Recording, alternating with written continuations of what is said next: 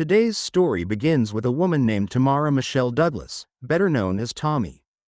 Tommy was born on May 4, 1970, in Pasadena, California, to Phyllis Cooper and Ronald Douglas. It's said that she had several siblings, and every single one of them was recognized as a gifted student at Cerritos School. At the age of 13, she moved with her family to Springville, Utah. Tommy played both the drums and the clarinet in her high school band and served as editor of the senior yearbook. She had a deep love for reading and writing. And at home she kept a small library. She collected all kinds of books and, for most of her life, loved pretending to be a librarian. She had library cards, due dates, and even imposed late fees on anyone who missed a return. Later in life, she worked as a secretary for the Springville Parks Department. It was around this time that something crucial must be mentioned: the Church of Jesus Christ of Latter-day Saints, commonly known as the Mormon Church. Tammy was raised within this faith, and it was through the church that she met her future husband, Chad Guy Daybell.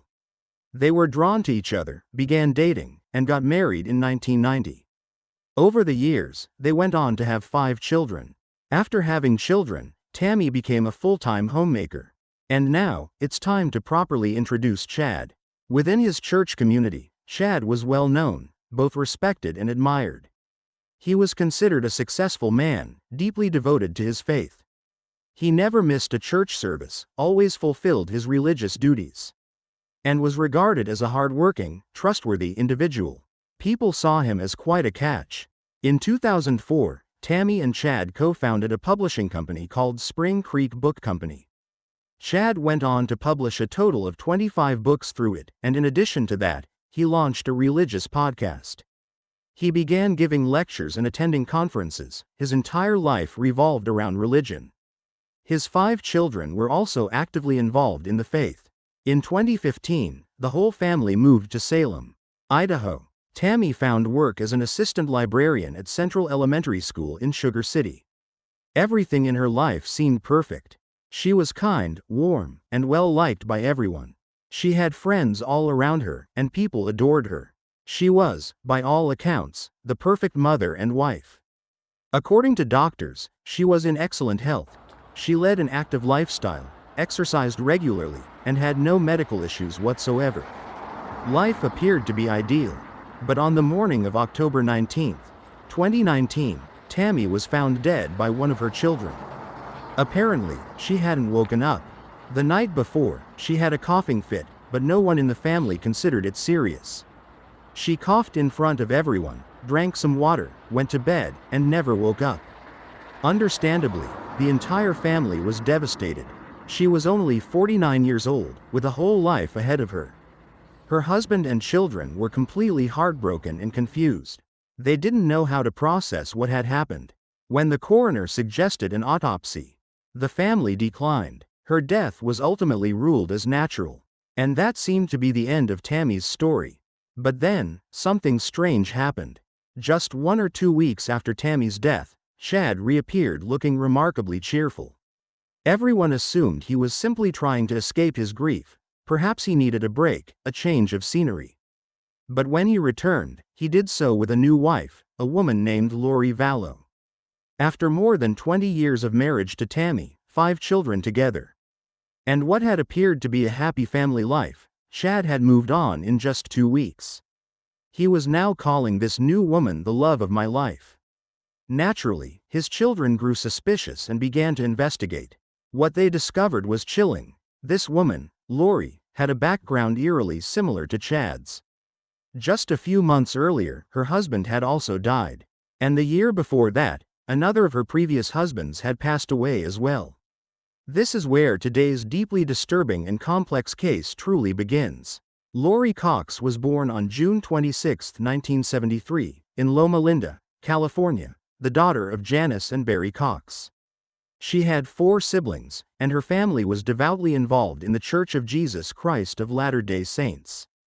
Their religious devotion ran deep. They never missed church. Interestingly, the family dynamic was extremely insular. For the children, it all felt normal because they were raised in that environment. But to outsiders, it may have seemed a bit extreme. Barry, Lori's father, insisted that the family follow biblical principles to the letter and believed that his household represented the true future. He viewed the outside world as worthless. In his eyes, the Cox family was superior to others in intelligence, appearance, and moral character.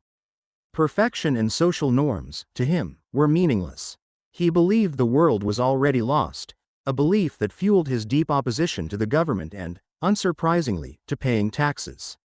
For decades, he and his wife were engaged in a battle with the Internal Revenue Service, accumulating a debt of over $300,000.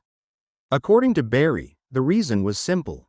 The federal income tax was illegal, and the IRS, in his view, was a corrupt institution. In 2018, Barry was reprimanded by an Arizona judge for practicing law without any formal legal training.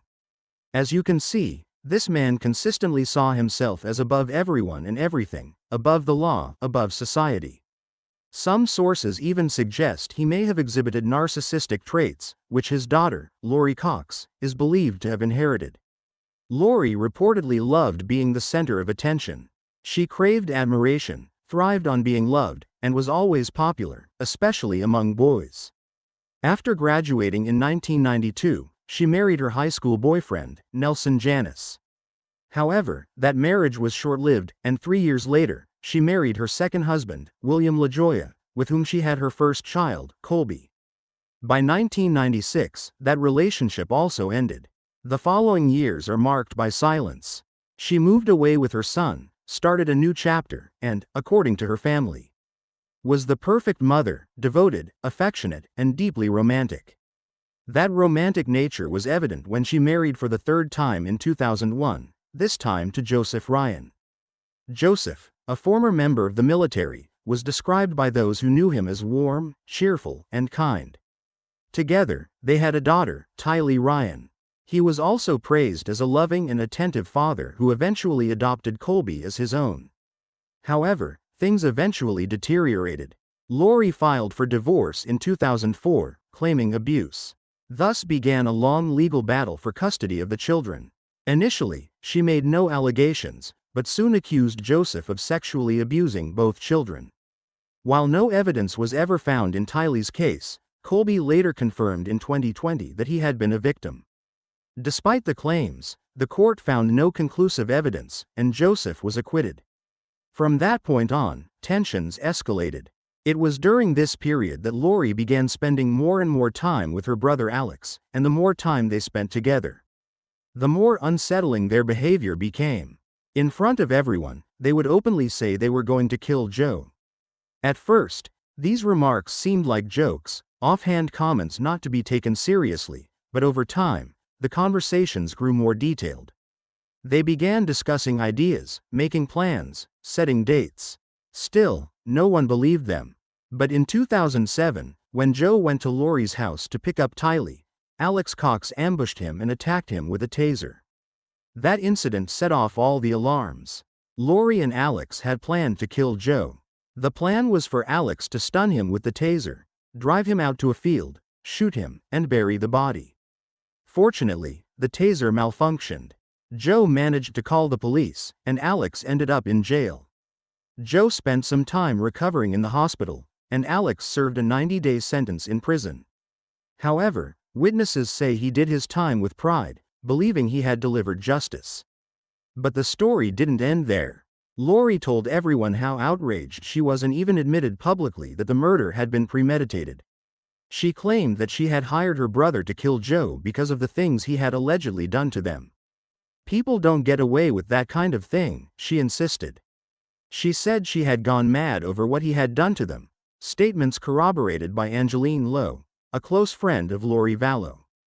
After divorcing Joe in 2006, Lori married again, this time in Las Vegas, to Leland Charles Anthony Vallow, whom many witnesses described as the perfect husband for her. Charles had lived a fairly conventional life. He was previously married to a woman named Cheryl for 12 years, and together they had 2 sons. He was charming, always well-dressed, and a natural salesman. He helped a lot of people and had many loyal friends. Charles came from a big, close-knit family.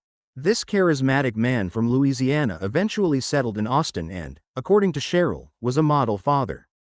He took his kids fishing, camping, and to Boy Scouts, and he loved every moment of it. Though Charles was an athlete, his sons weren't particularly into baseball or football. They preferred rowing and soccer, and Charles supported them wholeheartedly. The marriage was good for a while, but eventually, they went their separate ways. Cheryl remarried and moved on, as did Charles. However, Cheryl always had a strange feeling about Lori. There was something about her that she simply couldn't trust. There was something suspicious and unsettling about how Charles was witnessing the entire custody battle alongside Lori. She was fighting Joe in court, and it was evident that she thoroughly enjoyed the attention, the spotlight, the sense of victimhood. Inside the courtroom, Lori played a convincing role, but the moment she stepped out, she was a completely different person. She had two faces. She was, in every sense, a skilled actress. It was all rather strange, but Charles was captivated by her. That's when I realized that Lori wasn't someone who followed instructions. She did whatever she pleased. I saw that behavior time and again in court. Eventually, Charles asked the judge to take a closer look at the situation. His children were going to be living in Lori's house now that she and Charles were living together. Cameras were installed, and everything was monitored, but nothing explicitly wrong was found. True, Lori was odd. There was something dark and unsettling about her, but aside from that, she seemed to be a competent mother. The cameras were eventually removed, time passed, and suddenly Lori and Charles relocated to Arizona. Cheryl's children now had to travel frequently, and whenever they did, and Charles was at work, Lori would simply leave the house. At that time, she didn't even have a job.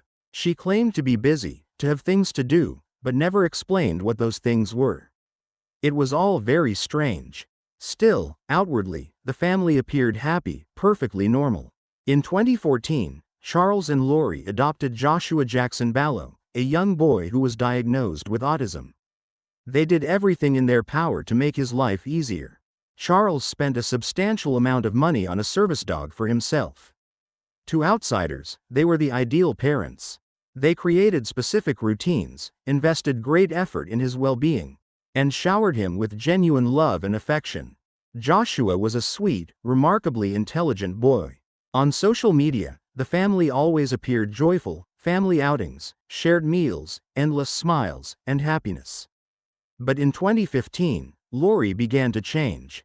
Around that time, she became deeply interested in a book series called Standing in Holy Places by Daybell. These books conveyed the author's religious beliefs, especially about the end times. The apocalypse was a central theme, an intense and radical vision of it. Lori became obsessed. She devoured one book after another, internalizing the ideas, growing increasingly fixated. She turned into a devout follower of Chad, and over time, her entire worldview began to revolve around these apocalyptic teachings. The conversation revolved solely around him, his books, his beliefs, and his way of thinking. Daybell became her only topic of interest. In 2018, two significant events occurred. The first was in April of that year when Joe, her ex-husband, passed away, allegedly from a heart attack in Arizona. The story surrounding Joe's death, as Lori recounts, is rather intriguing. According to her friend April Raymond, she recalled Lori telling her that they hadn't heard from Joe for a month, so Lori and Tylee went to check on him, possibly because Tylee had a key. When they arrived, they found him deceased. However, according to the Phoenix police, it was a neighbor who discovered the body after an unbearable odor emanated from his apartment. The neighbor called 911, and it was through this that the authorities found him dead. Therefore, Lori did not discover Joe's body, at least not officially. Joe's death, as described by Adam Cox, Lori's brother, was suspiciously convenient. Now Lori would inherit a substantial amount of money. It seems odd that Joe, her ex-husband, would supposedly die from a heart attack at a time when they were desperately seeking money, and even stranger that he left her $50,000 and $2,000 for Tylee. Despite the circumstances, the police deemed his death natural and, as a result, did not pursue an investigation. The next significant event of that year took place in October, when Lori and two of her friends attended a Daybell conference. Initially, they were there just as spectators, but once the event concluded, Lori sought out Chat. According to her friends, the chemistry between them was instant. They flirted, exchanged numbers, and from that moment on, they became inseparable. They talked daily, texted, and made video calls, and their connection intensified over time. They were completely open about their relationship, with no attempt to hide it. Soon after, Lori began saying things that didn't quite make sense. She told Charles that Chad had revealed she possessed a special gift, that she had a divine power within her, and that she must have lived past lives, a notion that Charles found increasingly puzzling. Charles warned Lori, telling her that what she was saying made no sense. That this man was brainwashing her. The truth was that what she was telling him was just a small part of the story, the full account was much more twisted. What Charles was saying wasn't that she had a special gift or that she was some kind of goddess. Instead, he claimed that their connection spanned across time, originating from past lives. He told her that she was a goddess, and in past lives, they had been married multiple times. He explained that people were divided into two categories: those of light and those of darkness. The people of light were authentic, pure, and true, while the people of darkness were possessed. In some cases, possession would turn someone into a zombie, and the only solution for them was death, as they weren't truly themselves anymore, they were demons. This detail would later prove to be crucial. He also told her that her mission was to save 144,000 people because the apocalypse was set to occur in 2020. They continued to grow closer, speaking on the phone, exchanging messages, becoming lovers, and eventually appearing together on this man's podcast, titled Preparing People. On each episode, they discussed the apocalypse, their visions, and their so-called gifts. From there, their decline began. In January 2019, Lori shared things with Charles that made no sense to him, and by February, she was completely unhinged. She revealed to him that she was the reincarnated wife of the founder of Mormonism and that she no longer cared about him or their son, Joshua. She appeared very serious, her gaze distant and lost, and in that moment, Charles knew he had lost her. He went to court, filed for divorce, and requested a restraining order, claiming that Lori had become dangerous. He feared for their safety, believing she was capable of anything, even harming them. So, he pleaded with the court to protect them. But unfortunately, it was too late. Lori had already made up her mind. Charles had to disappear. On July 11th of the same year, Charles went to pick up his children.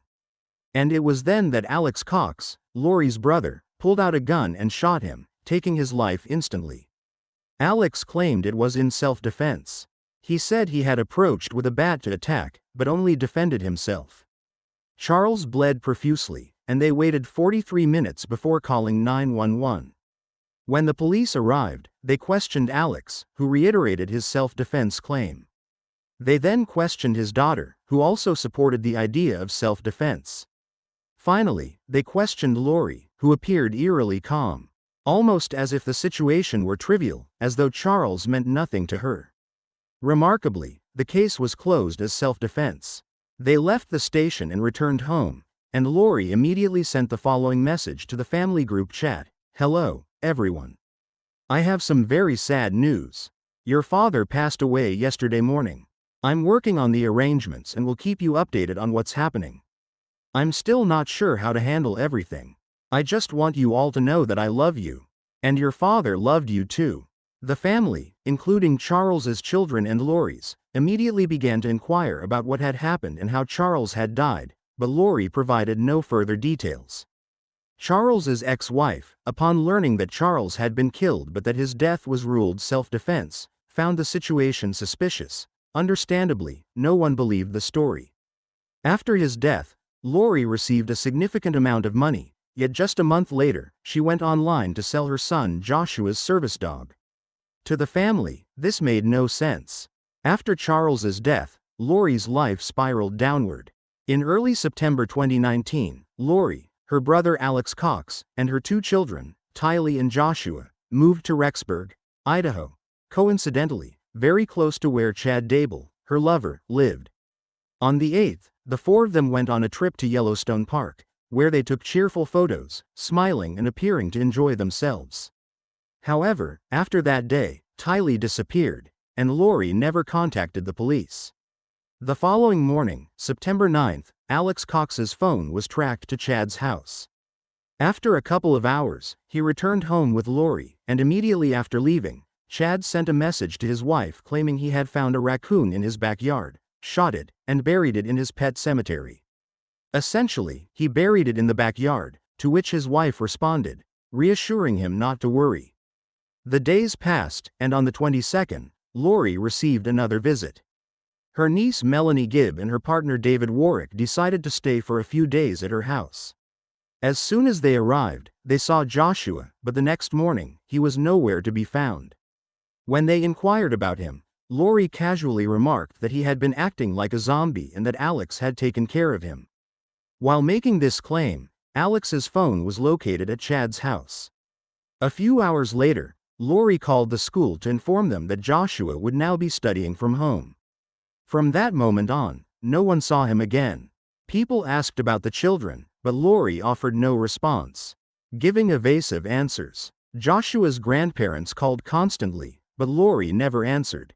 Similarly, Tylee's family had no answers, and Lori's eldest son, Colby, repeatedly asked about the younger ones, yet she claimed to know nothing. On October 2nd, another disturbing event occurred. Melanie Gibb's ex-husband, Brandon Boudroche, was attacked while driving towards home. He was shot at several times from a Jeep but miraculously survived. He noted the license plate, model, and color of the vehicle, which was later traced to belong to Charles Vallow, Lori's deceased husband. The police began investigating Alex Cox, Lori's brother, and discovered his location at the time of the shooting. He had been searching online for ways to kill someone, and even more shockingly, Lori had sent him messages before and after the event.